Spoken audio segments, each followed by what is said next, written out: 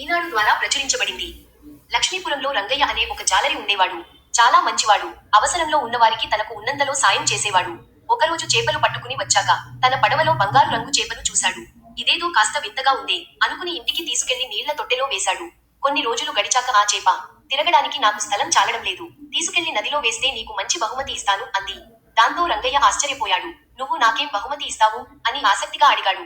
దానికి ఆ చేప, ఒకవేళ నన్ను నదిలో వదిలితే ఆ తర్వాత నువ్వు నీళ్లలో ఎక్కడ వల విసిరితే అక్కడ రోజుకో బంగారు చేప దొరుకుతుంది అంది. కాసేపు ఆలోచించిన రంగయ్య సరేనన్నాడు.